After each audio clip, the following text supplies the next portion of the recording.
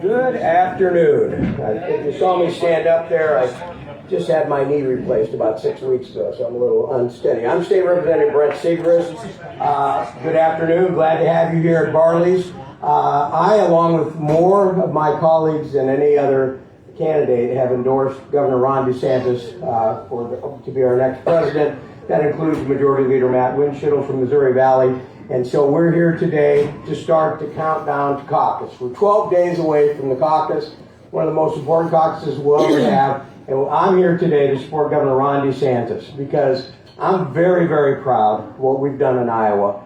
The things that we've done in Iowa, cutting taxes, creating jobs, protecting parents, protecting children.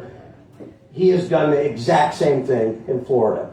And that's what you want in a president, somebody that has a proven record of getting things done, doing what he says or she says they're going to do, and making a real difference. And this is the year we need to save our country. And to do that, we need a powerful leader, we need a dedicated leader, we need a leader with proven results, and that's Governor Ron DeSantis. The two greatest states, go ahead. In my view, the two greatest states are Florida and Iowa, and the things that we have been accomplishing to make our great states move ahead. Florida may have better weather.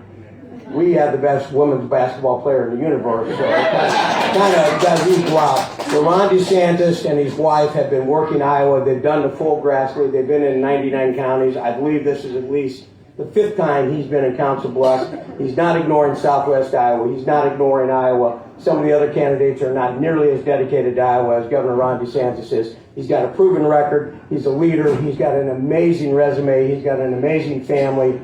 And with your help and working very, very hard for the next 12 days, we're going to shock the world when we have the caucuses by having Ron DeSantis be the winner. So if you would join me in welcoming Governor Ron DeSantis back to Council.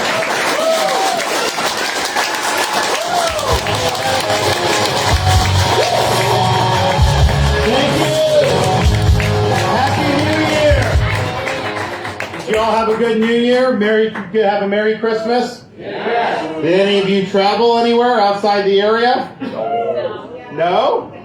Where'd you go? Leave? Where'd you go? Where? Why leave here? That's true. Well, I've asked that people have. I've asked the question. In Florida at this time, if you go to Southwest Florida, you think you're in Wisconsin or Iowa or anywhere in the Midwest. People just flood down to Bonita Springs, Naples, all these places. We're happy to have them. But I was out doing an interview this morning when we were in Dallas County, and I'm just sitting. It's outside. I'm waiting. They're going to commercial break. I'm waiting. And then I'm really getting cold here, right? It's like I'm a Florida guy. And I asked my staff, I'm like, it's got to be like 35 degrees. And they're like 26 degrees. I know why people go to Marco Island and Bonita Springs. It's a good time this year to get the 75-degree weather. We're excited to be back. We are actually here. We were in Omaha, just across the border last night. I did a town hall on Gray TV where it was actually pretty cool. It's online. You guys can go on our social media sites and watch it. But we just did for a full hour, just took questions from Iowans. And it was people could email in or write in, and they would just put it on the screen, and I would go one question after another question. And that's really what we've been doing the whole time. We visited all 99 counties. We've answered questions. We've talked about our vision. Not every candidate is willing to answer your questions. Not every candidate is willing to show up and debate. I think it's important that you do that. I think it's important that we have a candidate who's battle tested, who's going to be able to beat the Democrats. Because I'm sick of Republicans always losing to the Democrats. It's just ridiculous. And you look in Washington, it's like, you elect Republicans, control the House. I have not noticed much of a difference in anything. They promise all this stuff, they go on TV and they say, and then nothing ends up ever happening. And that's not, we've had enough of the rhetoric. We've had enough of the sloganeering. I'm sick of people going on TV and then trying to fundraise off claiming they're going to do something. It's time to produce results. It's time to actually get done what we've all been talking about for many, many years.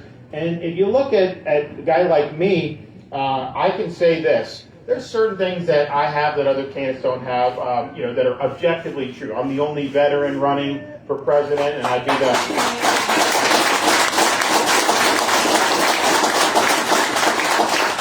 the first veteran who served in a foreign war since 1988 to get elected president in November 2024. And I think that's important for getting the military back in order, a whole bunch of things, helping with veterans issues, all that. It's also just objectively true that I have the best electoral track record of anybody running. I mean, if you look at what we did in Florida, we took a state that had been a 50-50 state, and we won it by 1.5 million votes, over 20 points, almost 20-point victory, winning urban areas, suburban, you name it. We showed how to do that. Obviously, there's other candidates that are running that have not had as much success. So there's things that are just objectively true. But I think the biggest things that I can say that I've done that others haven't, 100% of the things I promised the voters I would do, I followed through on, and I delivered on 100%.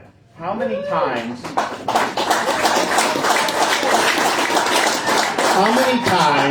do we have people run for office, say these things, get elected, and then under-deliver on their promise? And so not only did I meet my promises, I made some big promises, and I over-delivered on the promises. And so that's one thing that I think is very important. You're fortunate. Your governor here, Governor Reynolds, she's delivered on her promises too, and she's endorsed me for president in this caucus, which I think is very significant because Iowa's gotten a lot of great things done. I hear about it in Florida. I hear about more things going on in this country in Florida because people come to Florida and they tell me what's going on. They tell me why they fled from California. They tell me why they fled from Illinois. When Iowans vacation in Florida, they tell me how great Iowa is and how well it's governed. So I see that firsthand. So she's done that. The other thing I've done that I can say that no other candidate has done, if you look at the people that are causing all the problems in this country on the political left, they're causing the open border, they're causing the rising prices, they're causing crime,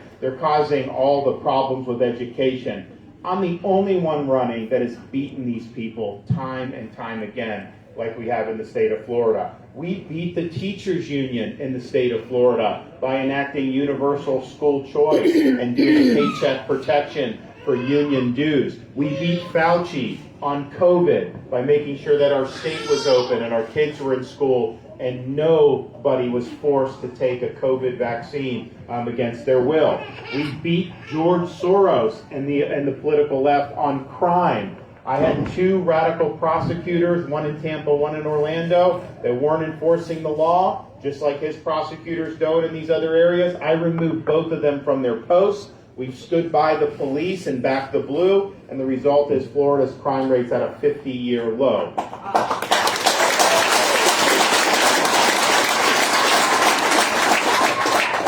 We beat the Democrats on election integrity. In Florida, we banned ballot harvesting. We have universal voter ID, including for absentee ballots. And we banned Zuckerbucks. And we even now have an agency in state government that's solely responsible for prosecuting election fraud. So we've prosecuted people who voted in 2 different states. We've prosecuted illegal aliens, rapists, convicted rapists. Not a lot of people in Florida because we run a tight ship, but once people see that there's going to be consequences, nobody wants to mess with any type of shenanigans in elections. So 2022 was the cleanest election we've ever run in Florida history. That was not by accident. We also beat the political left by banning China from buying land in the state of Florida. I don't want to buy any farmland. I don't want to buy land near military bases. None of this stuff. And so these are the types of victories that we need nationwide. Because you win an election, if the left continues to dominate our country and society, then we're not going to end up gaining any ground. So in Florida, we've showed the blueprint of how it's done. As president, I'll be able to beat these people. The people that are causing you harm and causing you problems, I will take care of that. I'll fight for you and we'll bring it home. And that's the thing. If you look around, the different candidates, the way I look at this primary is simple. Donald Trump is running on his issues. Nikki Haley's running on her donors' issues. I'm running on your issues, your family's issues. and the future of this country. I'm just the vessel as the candidate. I'm a leader. I'm the leader, and as the president, I'll be the chief executive. But I do not conceive of myself as ruling over the people. I am one of the people, and I get elected to be a servant of the people. Be wary of anybody who's running who thinks that it's your job to serve them. That's not the way it is. It's our job who's running to serve you. And you got to have that humility and understand that when you get up there. You got to be able to have good people surrounding you because it's not something you can do by yourself. I'll be able to recruit people from all across the country and inspire them to do really, really good things. So we'll have that right frame of mind, and we're going to be able to do a lot of really, really good things. And just think about some of the things that are in the news now. This Harvard president, have you seen, are you kidding me with this? So you have this institution which, when I was growing up, I was, blue-collar kid, growing up in Florida, and I'd never even been to New England, but if someone said Harvard, that was just viewed as like excellence, right? People are smart and everything. Now it's really about, when you say that, you think ideology and leftism and all this social justice and woke and DE&I and all that stuff. So you have this stuff where the universities have had huge problems for a long time. Republicans have been complaining about it for a long time. The Israel attack happens, Hamas attacks Israel, and then what happens on these campuses? They're protesting in favor of Hamas terrorists? Are you kidding me? It was really, really sick. Jewish students being chased around, running for their lives with a pro-Hamas rage mob, and yet presidents like the former president of Harvard were basically mealy-mouthed, no moral clarity, and they didn't do anything to ensure the safety of their students. And so I think a lot of Americans saw the intellectual rot that's happened in these universities. And then you see all these examples of plagiarism that she had. She was not somebody that was doing original work, just copying other people's work. And so then basically she's got to leave.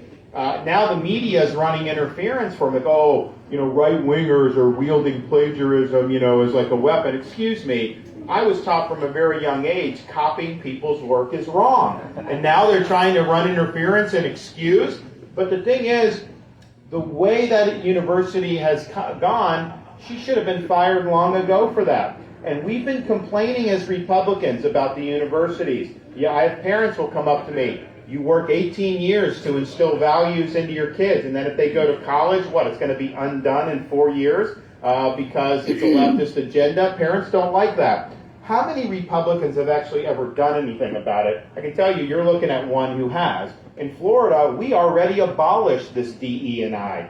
They say it's diversity, equity, and inclusion, but it's really ideology.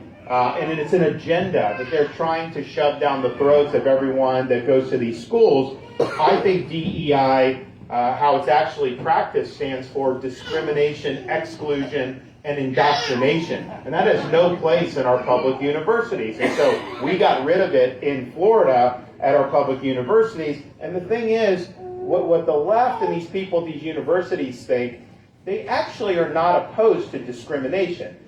They just want to discriminate against people they don't like. So they will discriminate against you if you're Asian American, if you're white, and they think that that's fine. Look, if you want to stop discrimination on the basis of race, then stop discriminating on the basis of race. I don't care who it is. It's not right. And so we've done that in Florida to get rid of this nonsense. So that's gone in Florida, and we treat people based on merit and achievement. And we don't divvy up people based on ethnic groups or racial groups. That's a dead end for this country. It's not going to work. What we've also done is recognize that there needs to be accountability in higher education. So in Florida now, all tenured professors must undergo review every 5 years and can be let go for poor performance.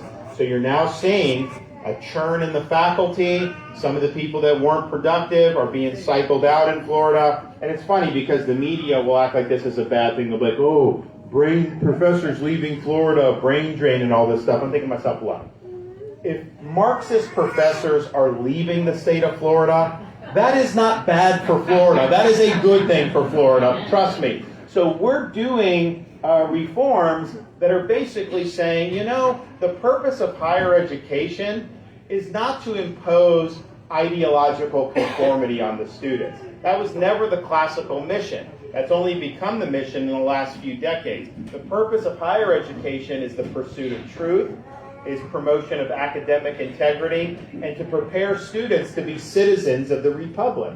So in Florida, we've said, look, our taxpayers are funding these universities.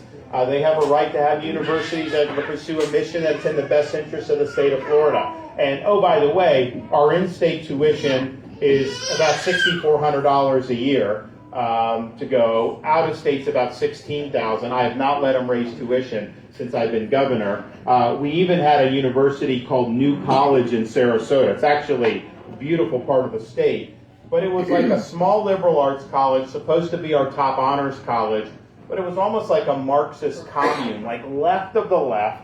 And I'm just thinking to myself, what's the purpose of this? Some in the legislature were trying to shut it down. They didn't have the votes to do that. So I said, look, if this is going to be something Florida is going to have to, taxpayers are going to support, I want to reorient the mission. So I appointed 7 conservatives to the board of trustees. They fired the president. They hired a conservative president. They eliminated critical race theory and DEI. They abolished the gender studies department. And they reframed the university's mission to be the nation's top public classical liberal arts college, similar to like a Hillsdale College in Michigan. So you now have a pursuit of truth. You have a different mission. I've got parents from all across the country trying to apply for their kids to be able to go to New College now because people want to see something different than the nonsense that you see at places like Harvard. So I think nationwide, this is something that we need to deal with as Republicans. How do you do it? One, if you have universities where these students or faculty are making common cause with Hamas terrorists, for example, I am not going to send your tax dollars to those universities anymore. We're going to stop that and make sure that we're not subsidizing this nonsense. And so we will use the power of the purse. The other thing is, federal government's ultimately in charge of approving accreditation bodies. So all these universities need to get accredited if they want to be eligible for federal funds.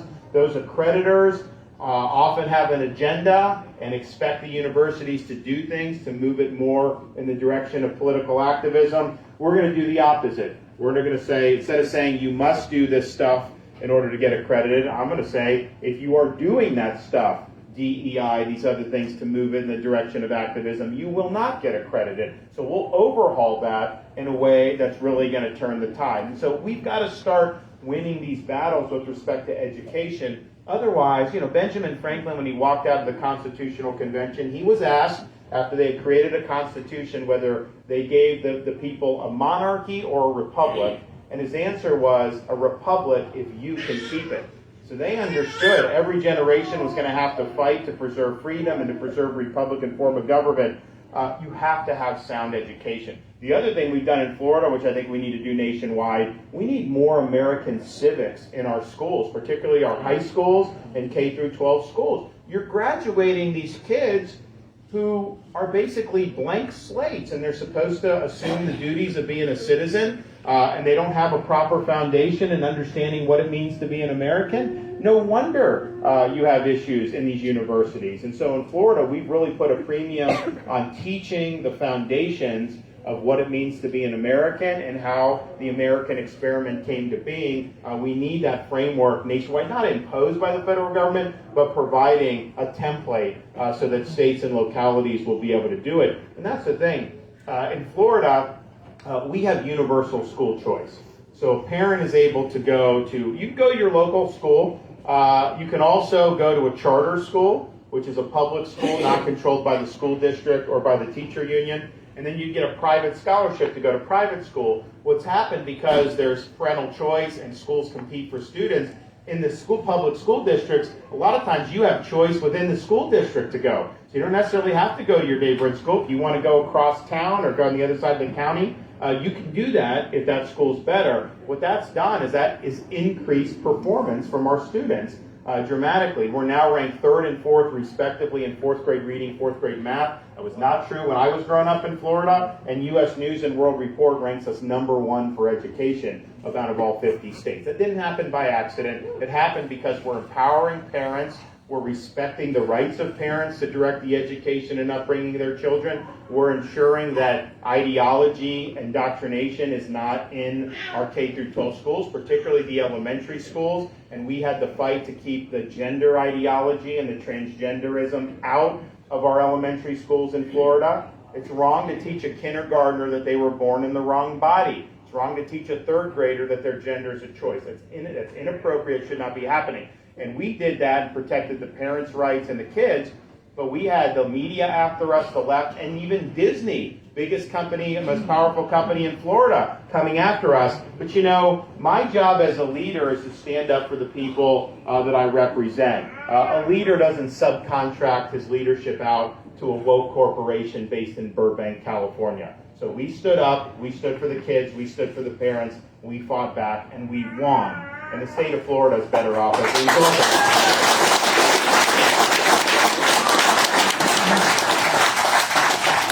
So we've actually delivered when it comes to higher ed, K through 12 ed. This is something that Republicans have always been talking about, but very few have actually delivered these big victories. And I think this is the attitude we need nationwide. You also look at economy and budget and what's going on in Washington. You're paying more for everything because of what Congress did to borrow, print, and spend money, what the Federal Reserve did to create money out of thin air. This is a direct result of those policies. And since March of 2020, I think it's now up to $7 or $8 trillion that have been added to the debt just since COVID started, and how the government handled COVID was a total disaster. And that was both administrations and both parties involved with that. So they have created this. So you've got to stop spending all this money. You got to stop going so deep into debt. In Florida, I've cut taxes every year by record amounts, and yet we've won budget surpluses, and we've actually paid down 25% of our state's total debt. From the time Florida was a state to the present, we paid off 25% just since 2019. Wouldn't you like to see that in Washington, D.C.? I mean,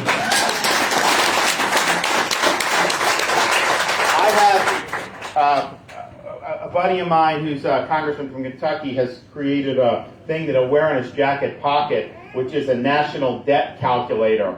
So basically it runs and you see, and he wants to shame the congressman into like thinking about that. So it just kind of, you know, you've seen like the debt clock they have. I think it's like in Times Square, they'll take pictures of that, whatever. So he gave me one of those, and it was pretty cool. But I said, you know, can you do one for Florida? Because if you did a debt clock for Florida, you would actually be seeing the debt decrease in real time. And isn't that something that we want to see? So they're working on that to try to do. But we've been able to do that. And the result is, you know, we have the #1 ranked economy of all 50 states. Incomes are going up over and above the rate of inflation. And we're #1 for new business formations nationwide. So you can have success. That's what we need to do nationally. You also need to open up energy for production. Lower gas prices, lower energy costs. That's going to be good for consumers. It'll be good for business. It'll be good for inflation. And it's good for our national security. I never want to go hat in hand to Venezuela or Saudi Arabia or any of these companies for energy. We have all the energy we need domestically. We just need to utilize it. And so we will get that done and we'll make that happen. We also have to look at the size of government. So this is interesting. In Florida, I have millions of more people than New York State does now, and yet our budget in Florida is half the size of New York State's budget. Our number of state employees per capita is lowest in the country, small governmental footprint, and yet when people move from New York to Florida, they tell me, oh, your roads are so much nicer, your services are better, your schools are better. So we're able to do better at basically half the cost. So don't tell me you need this big federal government to do all this stuff. I mean, the things that we actually need government to do, you could do that with a fraction of the size. So we need to reduce the size and footprint of government, but also reduce the scope of government. Government's getting involved in way too much, and it's being done by bureaucrats who are not elected by anybody. You know, to have an EPA bureaucrat go on somebody's farm because there's a puddle and say that you can be regulated underwater of the U.S., that's a farce. That's a total fraud. That should not be happening. I know the Supreme Court curtailed it. Biden's going to try to go back and do more of that if he gets reelected. I guarantee that. They're trying to force people to buy electric vehicles. I mean, think about that. You're going to have to buy an electric vehicle potentially that maybe you can't afford, you don't want. People aren't going to do that. Car companies are going to go bankrupt. I mean, it's absurd what they're doing. But so much is being done through bureaucrats, not through your elected representatives. You can at least vote out somebody that casts a vote the way you don't like it if it's an elected member of Congress. You can't vote out the bureaucrats, and they don't even care who wins these elections. They just do whatever they want. That needs to end. And when I'm president, we're going to restore the Constitution to its proper understanding, and we're going to turn this government to its rightful owners, which is we, the American people.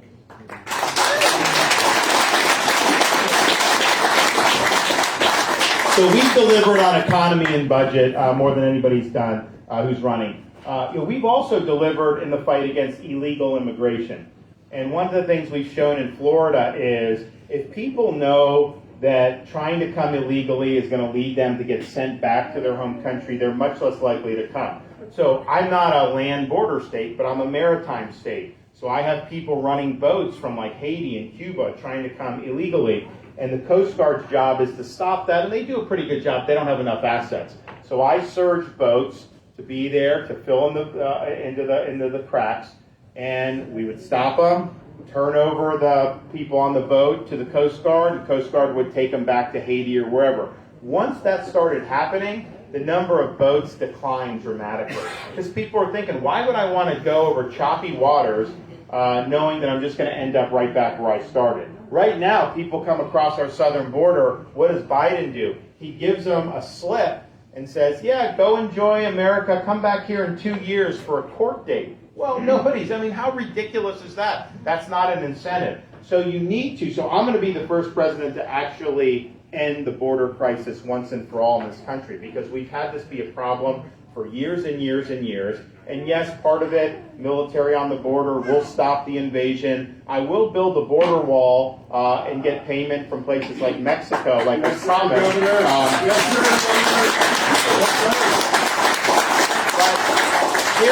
Here's how you do it, because I remember 2016 at the Donald Trump rallies where he would say that, and the media would, oh, you're not going to do that. And he would always say, yes, yes, I am. Now, I didn't do it, and I thought what he was going to do, and here's what I'll do. Mexico's not just going to hand you cash. Of course not. What you do is you impose fees on remittances that workers send to foreign countries. So you'll have people that are working, sending money to Mexico, Central, wherever. That's billions of dollars that you would be able to dedicate to the border wall. So we will construct a wall, because I think if we had a border wall, Biden would not have been able to let in 8 million people. I mean, that's the whole point of having it. It's a physical fact. So we're going to do that. But you have to, so you have all these people that have come since Biden, people from the Middle East, China, Russia, you name it. This is not good for the security of our country. So you have to identify those people, and you have to deport them back to their home country. That has got to be the sanction for coming illegally. And if you're not willing to do that, you're going to continue to have more and more people. Trump promised that he would do more deportation than anybody in history. He didn't even do as much as Obama did in Obama's first term. That's just a fact. And so he's promising the same thing, but he didn't do it his first 4 years. I'll be able to actually do it. We showed how it's done in Florida, and we'll make that happen. But of all the things we have to do, we have to hold the Mexican drug cartels accountable for what they are doing to this country. They are bringing in fentanyl, and they are poisoning people by the tens of thousands. I've met angel parents in Iowa, New Hampshire, all across the country who have lost kids to fentanyl poisoning. And a lot of what happens is there'll be somebody in college or maybe past that, and they buy some pill thinking it's something else. If it's laced with fentanyl, it can poison them right on the spot and kill them just like that. Very lethal substance. And so that's happening in communities all across our country. And yet the people in D.C., they just shrug their shoulders. They don't care. They don't see any urgency to try to save these lives. They're just letting it happen. Well, I care about this. I don't want to see more parents lose kids because of the poison that the cartels are doing. So we're going to categorize them as a foreign terrorist organization. We're going to be treating them just like we would treat terrorist groups, including using military force against them, and now every other candidate has taken my position. I was the one that started it. No one was saying this until I started saying it. Now they're all falling in line, saying that they would do this. But I would note, Trump was president for 4 years. He never did anything against the cartels. So now he says he's going to do it. But we need to do that. And people say, oh, well, you can't do that. First of all, you not only have a right to do it as commander-in-chief, you have a responsibility to fight back against these people. I mean, they have killed more people in the United States in the last 4 or 5 years than all the terrorist groups in the world combined have killed in America over the last 4 or 5 years. Not even close. So we're going to fight back and we're going to get the job done. So you can count on me to do that going forward. And I also just think about where the country's going. I don't think we've got a lot of time to change course here. I think 2024 is a really make or break election. We can't run the same playbook we've been running as Republicans the last 3 or 4 election cycles where we've been losing. You got to run a playbook like was done here in Iowa with Governor Reynolds, or like we did in Florida, where we're able to really galvanize broad support and beat the Democrats at their own game. And I think that you look at like election integrity. Florida, we're happy with what we did. We have great election integrity. Not every state has that. And so I'm not going to whine about it. If there's a state that has ballot harvesting, I think it should be banned. Don't get me wrong. But if it has it, if it's legal, I'm going to ballot harvest. I'm not going to fight with one hand tied behind my back. We're going to have an organization. We're going to be doing it. We're going to leave no stone unturned. You have to do that if you want to win. The other thing that we have to do is look at our military and the need to really revitalize the culture of the military and also the capability of the military. I have veterans come up to me all the time now saying they wouldn't want their kids or grandkids joining today's military because they don't have confidence in civilian leadership. They don't like what they're seeing in terms of the woke agenda that's been put in the military. They see the diversion from focusing on mission above all else, and they're like, now's not the time to do that. And that to me is really, really sad because I remember when I was active duty, so many of the people I served with came from families that had served in the military. I wasn't like my parents didn't, but my grandfather served in World War II. But there were some that every generation served in the military. It was a sense of pride. We're losing that because of what's going on. So we'll come in as commander-in-chief in day one. We'll take all the woke, all the social experimentation, all the political nonsense. We'll rip it out and we'll throw it away day one. We'll return the military to mission first, to focus on promoting people based on merit, and to not try to play political games. You will see morale increase, and you will see more people want to join because we're having such a difficult time with that. And then as a veteran, as president, I'll be able to say credibly that serving in the military is a noble cause, a noble calling, and people that do it should be satisfied. It makes a difference to have a president. Ronald Reagan said that some people live a lifetime wondering if they've made a difference. U.S. Marines don't have that problem. And people are like, this is something I want to be a part of. John Kennedy, who was a Navy guy, said, you can look back on your life with a great deal of pride saying, I served in the United States Navy, and on with all of our different services. So I'll be a president that will use the bully pulpit to talk about that.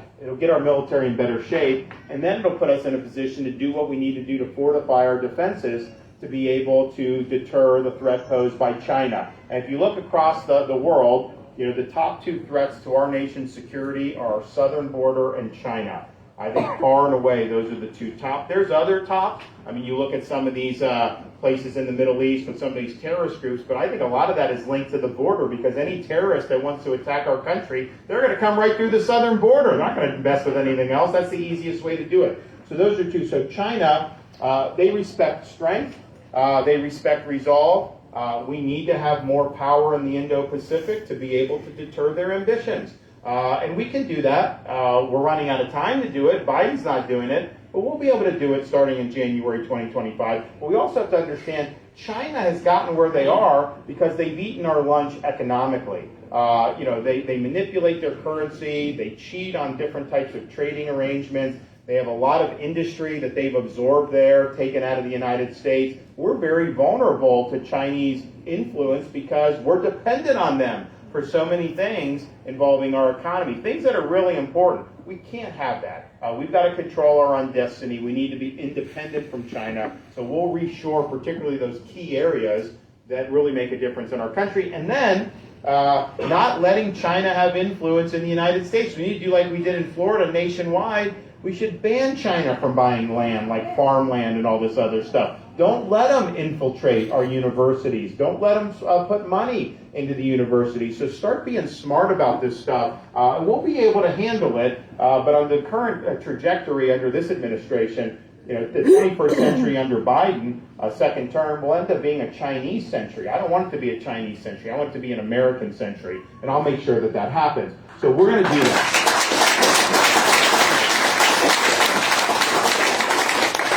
Final thing I'll just say is this. I'm motivated to run partially because my wife and I have a first grader, a kindergartner, and a preschooler. And we are very sensitive about the future, the opportunities that next generations are going to have. I think on our current trajectory, we're in jeopardy of being the first generation of Americans that will leave to our kids and grandkids an America less prosperous and less free than the one we inherited. And if we do that, we'd be breaking faith with every generation of American, from the revolution all the way to the present, who always found a way to stand up, sacrifice, so that future generations would live in freedom. And that's important to me. It's important to my wife. But what's also important to us is the debt of gratitude we owe to people that have come before us. We don't do justice to their sacrifices if we don't stand up and defend freedom while it's threatened in our time. I used to fly into Washington, D.C., and one of the routes you could take going into Reagan National Airport took you flush parallel to the National Mall. And if you looked out the left side of the plane, you saw very up-close, striking views of the Lincoln Memorial, the reflecting pool, the Washington Monument, other monuments, and of course the beautiful U.S. Capitol building perched up on the hill. And you feel a sense of pride as an American because those symbolize the ideals and principles that have made our country unique and have made us great over the years. But after doing that trip a few times, I realized the best monuments to our country's ideals were not seen looking out the left side of the plane. Because if you looked out the other side of the plane, you looked over the Potomac River, you saw a series of small nondescript monuments orderly arranged over the rolling hills of a place called Arlington National Cemetery. And it occurred to me then, and I believe now, you can have the best Constitution in the world, you can have the best Declaration of Independence in the world. These things do not run on autopilot. They require every generation of Americans to step up and defend freedom when it's at risk, and sometimes put on a uniform, risk your life, and even give the last full measure of devotion for service to this country. Now, we're not called upon to make sacrifices of that nature, but what we are called upon to do is to preserve what George Washington called the sacred fire of liberty. This is a fire that burned in Independence Hall in 1776 when 56 men pledged their lives, their fortunes, and their sacred honor to establish a new nation conceived in liberty. It's a fire that burned at a cemetery in Gettysburg, Pennsylvania, when our nation's first Republican president pledged this nation to a new birth of freedom. It's a fire that burned in the beaches of Normandy when a merry band of brothers stormed the shores, defeated Nazi Germany, and preserved liberty throughout the world. It's a fire that burned at the foot of the Berlin Wall in 1987 when a resolute Republican president stood in front of that wall and said, "Mr. Gorbachev, tear down this wall," eventually leading to the dissolution of the Soviet Union. This is our responsibility, to carry this torch and to preserve that sacred fire of liberty. It's not a responsibility I shy away from. It's a responsibility I welcome. If not now, when are we going to do this? If not us, who is going to do this? I'm asking for your support on January 15th in the Iowa caucus. I will be a nominee that will get the job done up and down the ballot, just like we did in Florida. I'll be a leader that you can always be proud of. And as your president, I promise you this: I will not let you down. Thank you all. God bless. Happy to take some questions.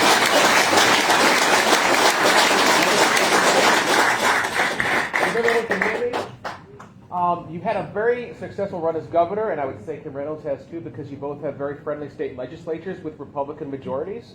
And that won't be the case in Washington, D.C. And I'm wondering, What's your plan to work with a dysfunctional Congress, particularly on issues like the deficit, where it seems every few months we've got the government shutdown threats and then passing a large omnibus package at the very last second? What's your name? My name's Matt. Hey, Matt, great question. So, Matt's talking about the dysfunction in Washington.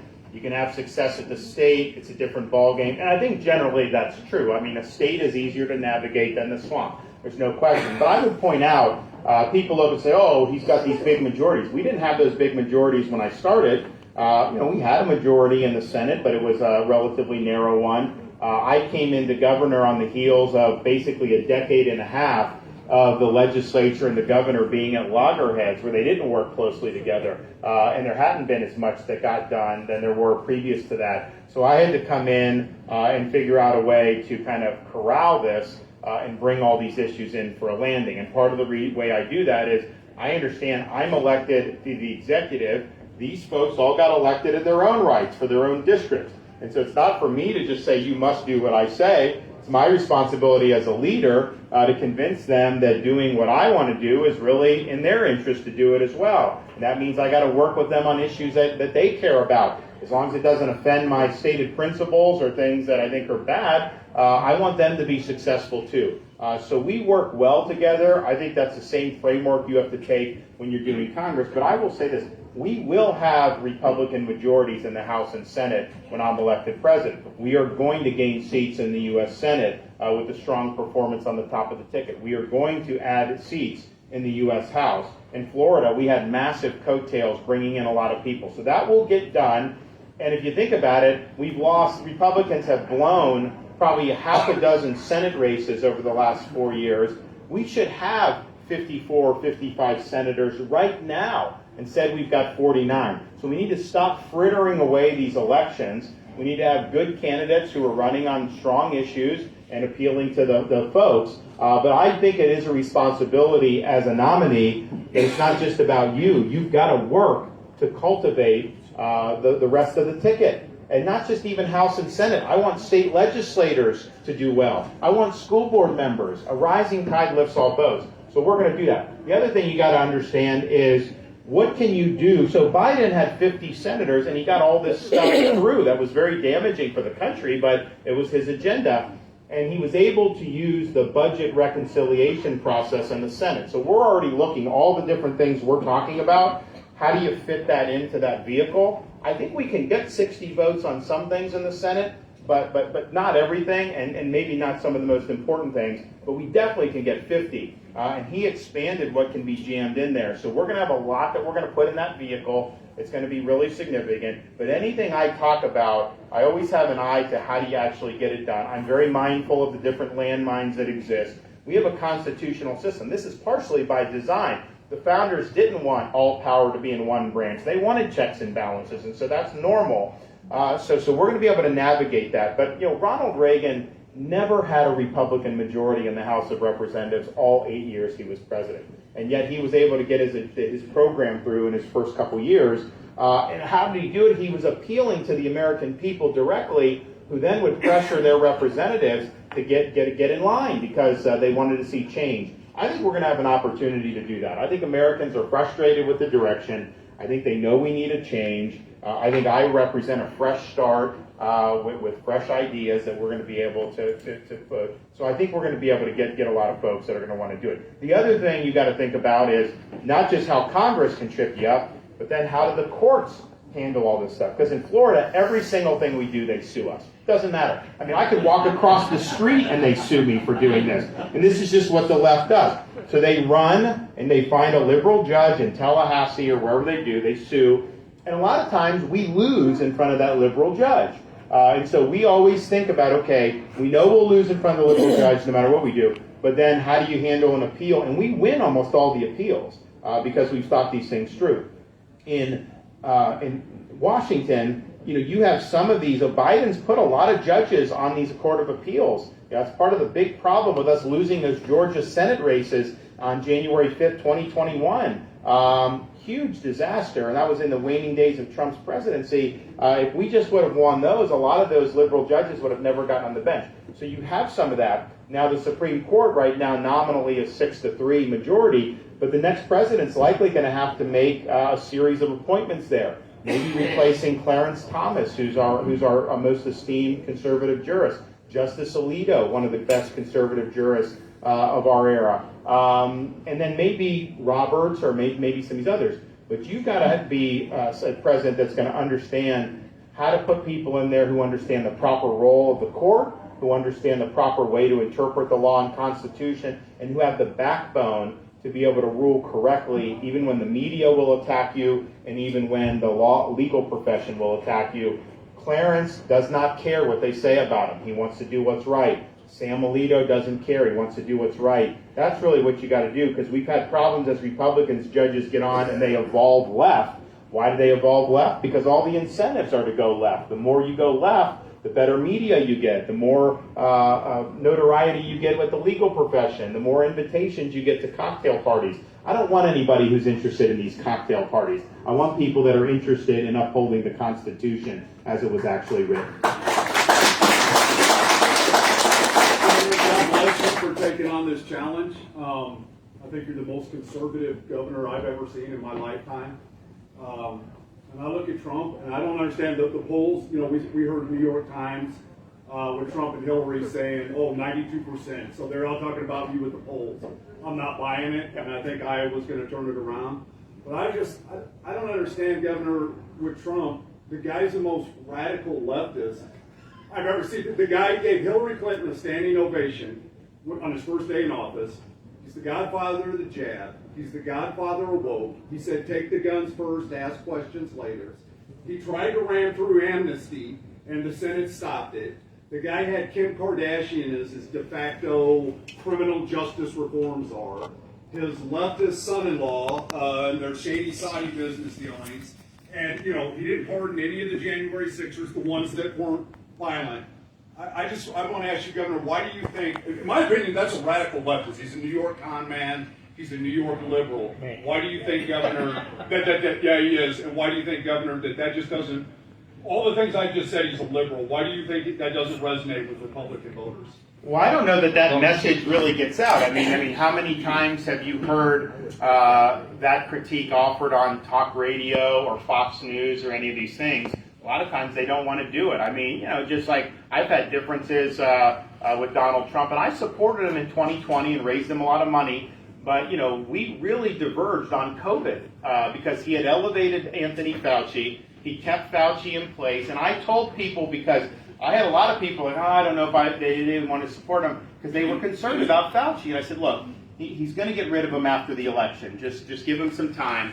And then the election came, and not only did he not get rid of him, he gave Fauci an award his last day in office, January 19th, 2021. How many Republican voters have been told that Fauci was given an award by Donald Trump? A lot of them haven't been. So some of this is just the way the media is, and I think that that's one of the reasons he's not been willing to debate, because you actually will have to defend your record. And look, I've given him credit for the good things that he's done, but he's never been held accountable for these other things. So he's not willing to debate. He's not willing to come to venues like this and answer questions. Of course not from individual Iowans. That's just the reality of the situation. But I do worry. Look, I don't think he could get elected in this country, in spite of what they say. You know, they said Hillary was 99%. The media is now trying to say that Trump would win because they want him to win the primary. But I think I think 24 will be a mess if that happens. That's why I'm running, because I think we can avert that, and I'm the best way to do that. But let's just say somehow he got in. I don't think he could get good personnel. And I think he would go left on a lot of these issues. I think on Second Amendment, he would go very wobbly. He's already talking about building like 10 new cities, having the federal government fund these cities. How much money would that cost to do? He's talked about building the FBI, a brand new, beautiful building in Washington, D.C. for a new headquarters. Why would we do that? I want to get these agencies out of the swamp. That's part of the problem, is that there's a big cabal inside Washington where all the power's been accumulated from. He has taken liberal positions. Even asking about, can a man become a woman? He's hedged on that. You watch the Megyn Kelly interview on all that stuff. So I think that I don't think you would get solid conservative policies. And I think he's even said he's not a conservative. I mean, he has said that. And that's the thing. As a leader, whether it's a governor, a president, you name it, you ultimately are a vessel for the principles, the values that the people hold.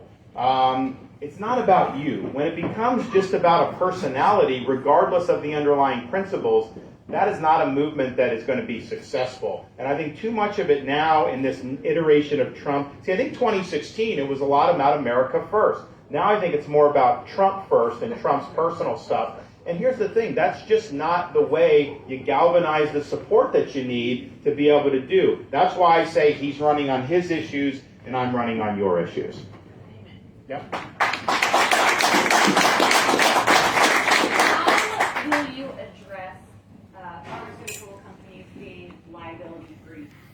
So it's a great question. So incidentally, this is a breaking news today. So in Florida, this COVID mRNA shot that they did, there's been a lot of problems, and the media doesn't like to cover it, but we've conducted a grand jury.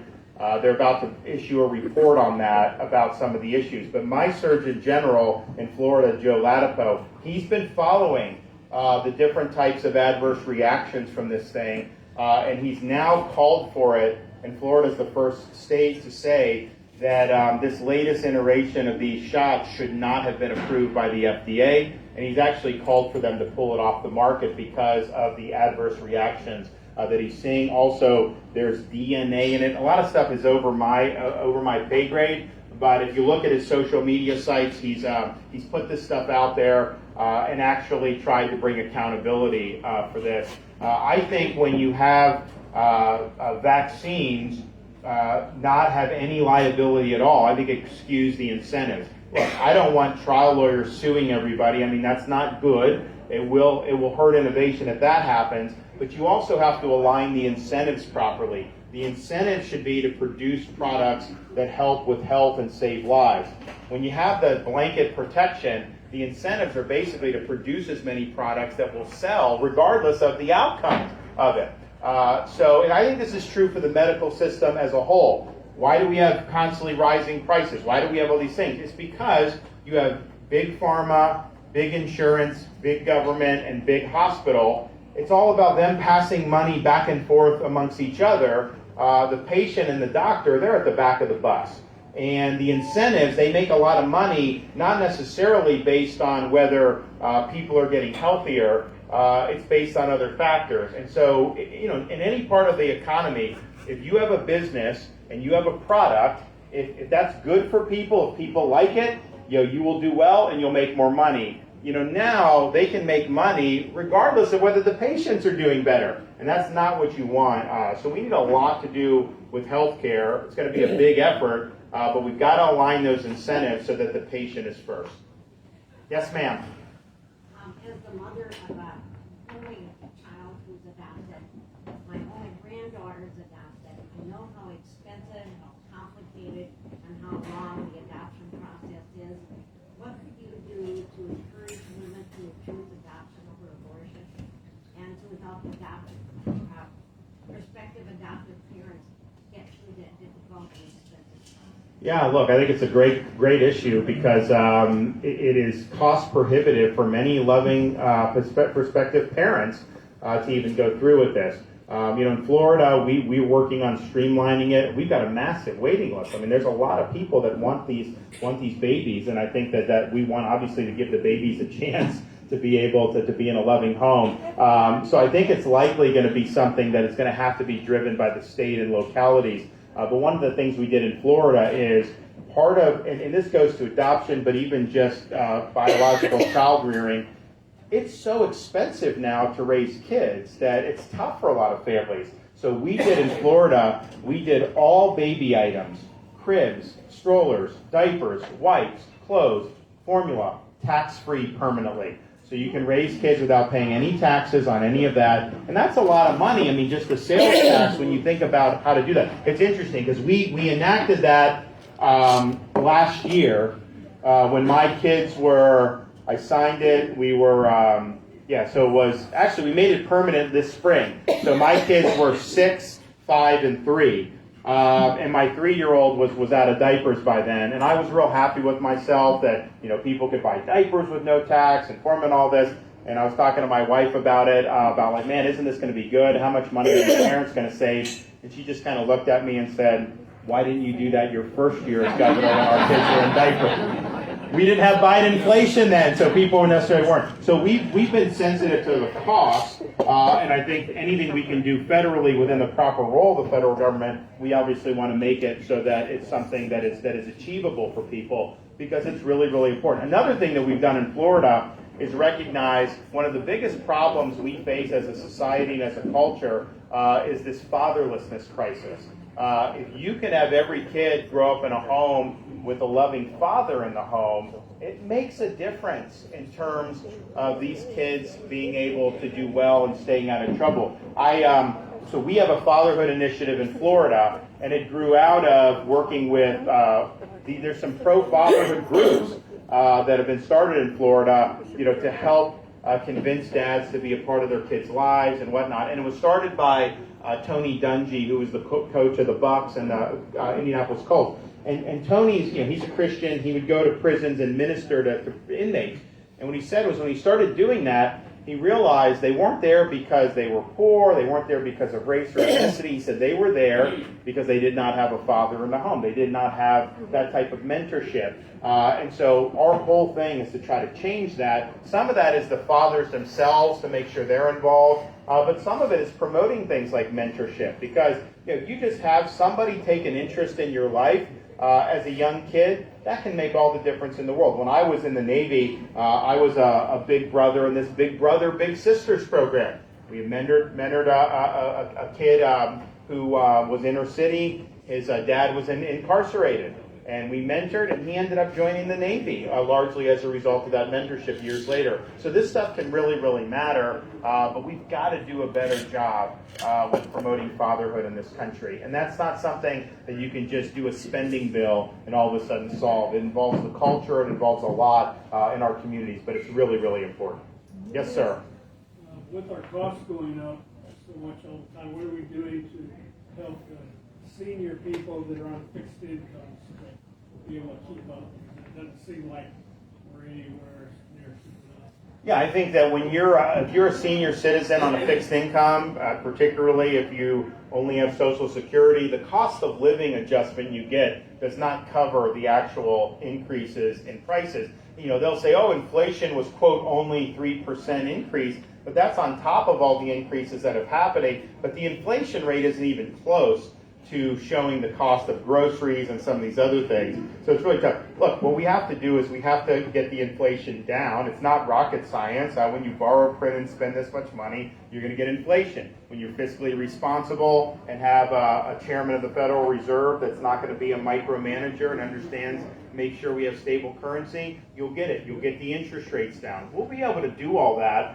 We just need a change in policy, but it affects people who are elderly on fixed income in a big way. It also affects young people who are going out into the real world, trying to start families, doing all this stuff.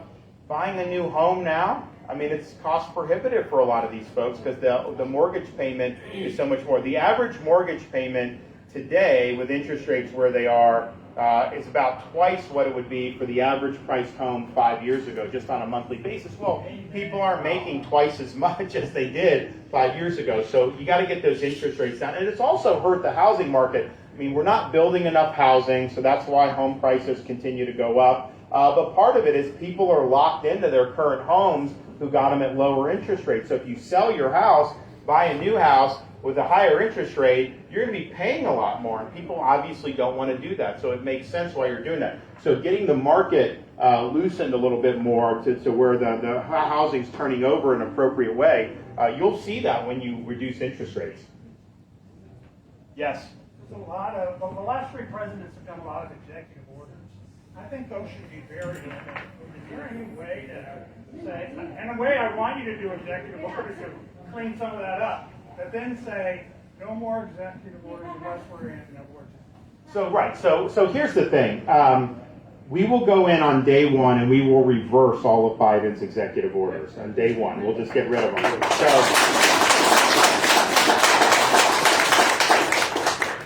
So here's the issue.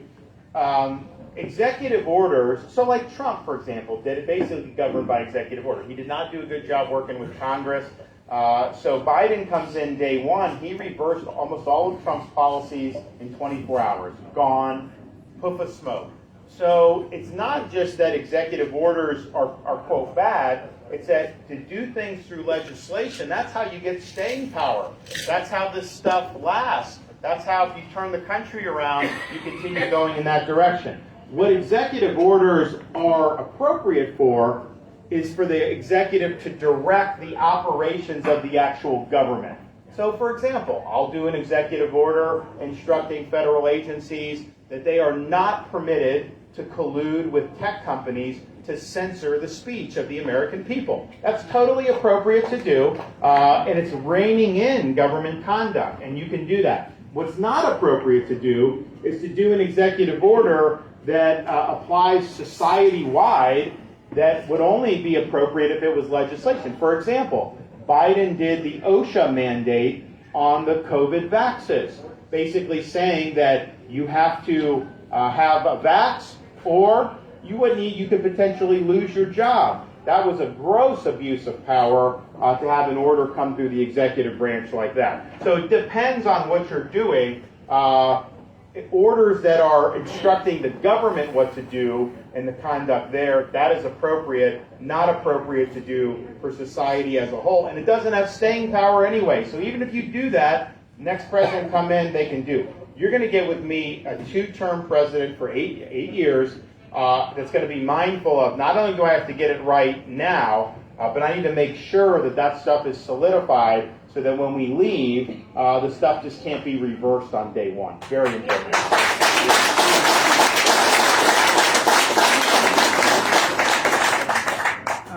I don't know why the government has not held China accountable for the virus. Is there a way in your presidency to do that? Yeah, look, I think we're going to do COVID accountability across the board. So the question was, nothing happened with respect to China, even though it came from the Wuhan lab, and China covered it up. And they weren't honest about it. In fact, Donald Trump praised Xi Jinping for how, quote, well he did during COVID and thanked him for that. I thought that was a huge mistake because that wasn't true. So yes, so China for sure, but then also Fauci, the people at CDC, NIH, FDA, all these agencies, we need a reckoning because what they did was damaging to this country. People lost jobs, lost businesses, kids were locked out of school, people were forced to take shots, not in Florida, but in other places. People were forced to wear masks who didn't want to wear masks. And none of it worked. It was damaging, it didn't work, and so we need an accountability because if we don't, they are going to do it again. So I'm the only candidate that's going to bring any accountability to this. Donald Trump, who initiated the lockdowns with Fauci and developed the mRNA shot, he said he did everything right. He says he did a great job. He claims that these COVID shots saved 100 million lives. That is not true, not even close to being true. And yet that's what he said. So that's just the reality. So we're going to come in and we're going to smoke all this out, and you are actually going to get the truth, and people are going to have to pay the price who let us down. You sue them international court? We'll look at our options. Yes, ma'am. I think that you're in Congress. I think that people should know that that's why make it easier for you to work with Congress. Yeah, so, I am a recovering three-term member of Congress. I did not drink the Kool-Aid, and I have fully recovered from the experience. But, look, I think if you look at, yes, I understand how it works. I understand the incentives that these guys face. I came in really because so I kind of did like I did in Iowa. We show up and we answer. I would go knock on doors. My wife would go knock on doors. And we just talk to people because you can do these polls, but that's not the same as talking with people. So you just talk to people, and people were so frustrated that people would get elected to like Congress, and all of a sudden they become part of like this ruling class, right? They live under different laws. It seems like all this stuff. So I was like, you know what? I'm not going to do that. So I went up. First day, I declined the congressional pension and I declined the health care benefits because at that time,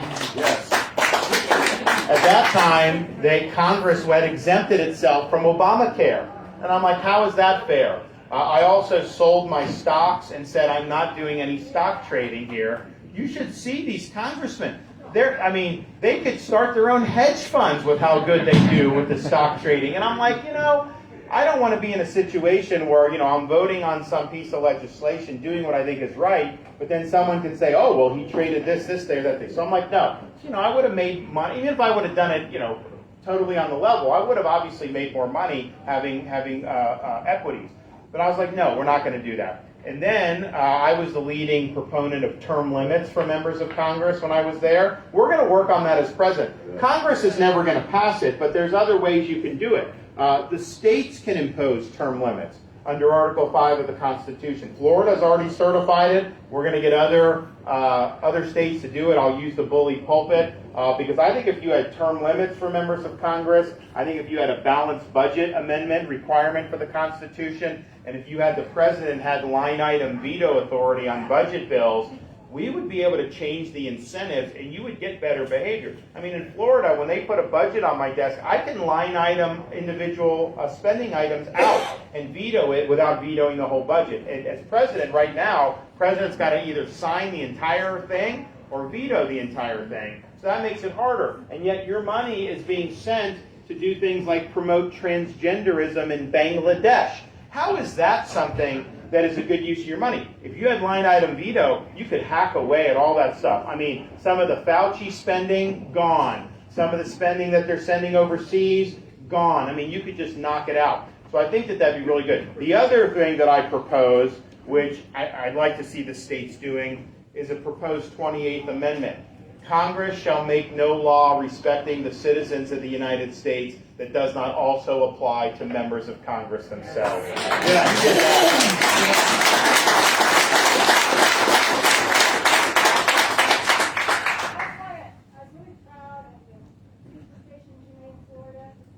The which ones? Oh, yeah. Yeah, so we had, when COVID, I went into COVID, honestly, fortunately, I had not gone to doctors very often, like in Navy, maybe do physicals, I do that. My wife, she eventually got diagnosed with breast cancer, but at the time of that, so basically, our experience was mostly just with our kids, our 2 kids, and then we had a third, right as COVID started. So I never really looked under the hood of what went on with medical, and then COVID happened, and honestly, it was so eye-opening, because you have COVID, and look, it was a legitimate virus, but the problem is that a lot of these people were trying to scare everybody instead of being cool, calm, and collected and giving people information so that they can make good decisions. And then it was like all these elites were talking about shutdown, masks, this. No one was talking about treating this. Because if you treat it, then great, right? So there was no one wanted to talk about treatment. So there were things like the media got mad at me because, I got hydroxychloroquine. And I gave it to the hospital. I'm not a doctor. I don't know if it works. But you know what? If it does, I want people to be able to have it. Oh, DeSantis is doing. They would go after me and all this stuff. And then we had these antibody treatments, these monoclonals. So when you had the Delta wave, because remember, they said if everyone does, if we do a certain amount do the vax and COVID is gone, Fauci said if half do it, you're not going to have any more waves. And yet you had some of the biggest waves you'd ever had with the vaxes, and the vaxes weren't stopping it in the Delta. So I'm just like, you know what? And all they're talking about is the vax. They would not talk about treatment. So I'm like, you know what? I'm going to do the treatment stuff. So I set up these sites around the state of Florida where people that got infected with COVID could come in and get the transfusion. It really worked. Regeneron and some of these other things. The media got so upset at me.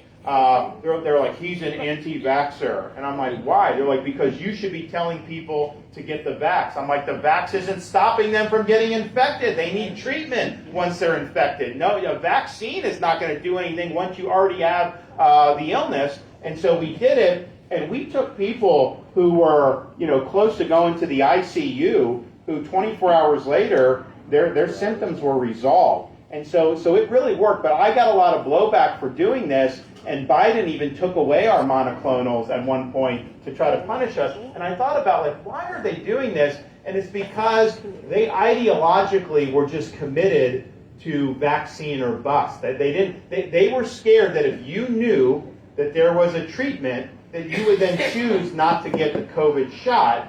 And they didn't want you to be able to make a decision that they disagreed with. So they tried to act like the treatments weren't something that was viable. So we ended up saving thousands of lives for that. We kept thousands more out of the hospital. It was the right thing to do. But that's kind of how I roll. If I see something where we can make a difference, I don't accept excuses for the people that work for me in any of our agencies. I'm like, let's just get it done. When we got to the point, I could set up a site within 24 hours. We do it, people would go, do it, and it made a big deal. And to this day, I will have people come up to me and just give me a big hug and say, thanks for saving my life. I'm like, what did I do? They're like, you had the monoclonal antibodies. In fact, I've had people in other states come up to me and say that.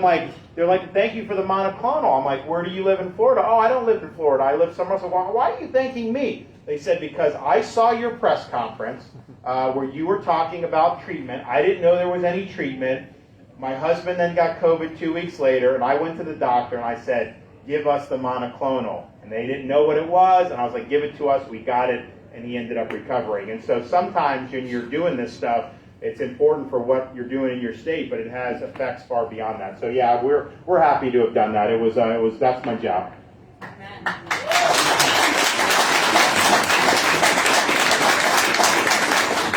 Why do you think the media is so far to the left these days? Why do I think the media is so far to the left? Well, first, let me just say, I think a lot of the local media, the local affiliates, are much fairer than the New York-based media is. I do think that that's true.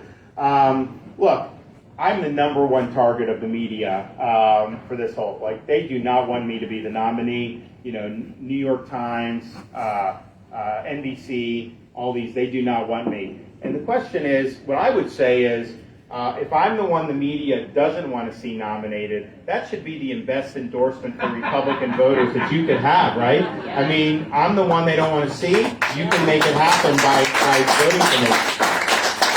But it's interesting because, on the one hand, people have more distrust of the media today than in any time in our lifetimes. They know, especially Republican voters, know these are fake narratives that they're spinning. And it's all about whatever they want to have happen, and they try to just concoct. And they'll write an article where it's all anonymous sources saying this or that. They're making this stuff up, guys. We know that, to try to do the narrative. So the facts don't matter anymore for them. It's all about the narrative. And so I don't think they have a lot of credibility. But, I do think it's just like the media is everywhere. So it does impact, and it does have an influence, I think, in ways that I didn't think necessarily was the case, but just kind of having gone through this process. What I found, though, is when you speak the truth, it cuts through all the nonsense. That's what happened with us in Florida. I was attacked more than any governor in the country because of COVID, because of standing up for kids, all the things we did. And we just went out there and told it like it was. And the result was the biggest election victory any Republicans ever had in the state in a governor's race. And so the truth will set you free. People, I think, are hungry for truth. I think they know they're being lied to. And I think it's incumbent upon people like me to go out there forthrightly, say what's on my mind, and level with the American people. So we'll be able to do that. And as president, you have a bully pulpit. They've got to run what you say, and they've got to do that. And so you're going to be able to communicate these things, I think, in ways that are going to be very effective. with the American public. But it's a big problem. I'm not sure what the answer is. I mean, on the one hand, you have internet and social media and all this stuff, so there's a huge array of voices. But I'll tell you, a lot of this stuff is being driven by financial considerations, and that's on the left and the right.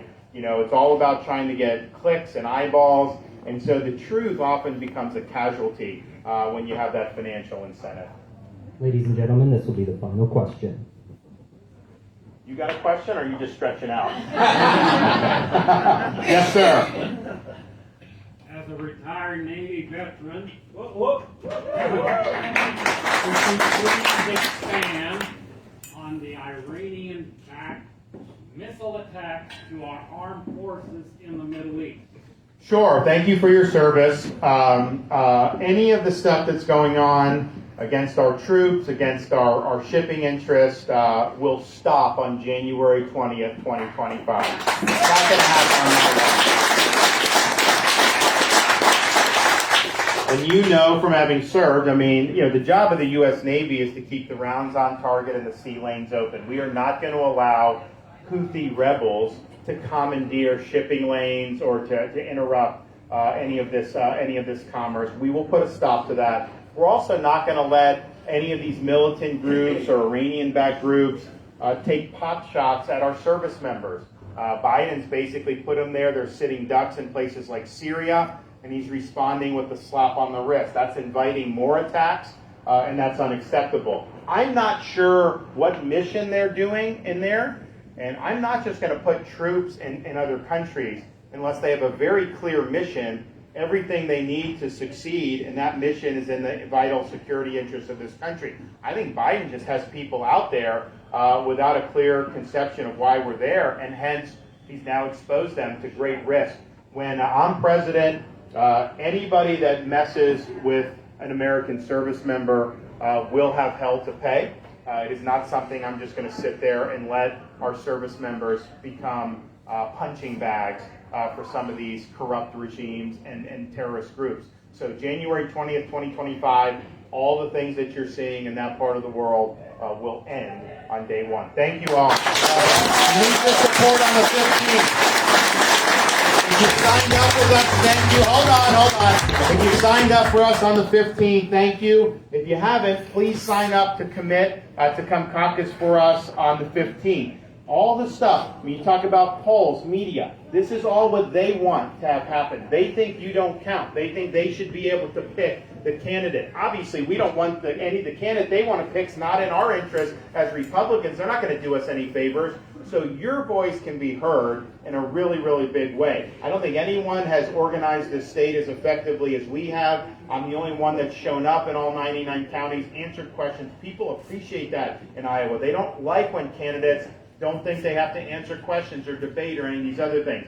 So if you're willing to sign up with us, do that today. We're getting a lot of great sign-ups already in our events this week. We're going to continue all that momentum going through.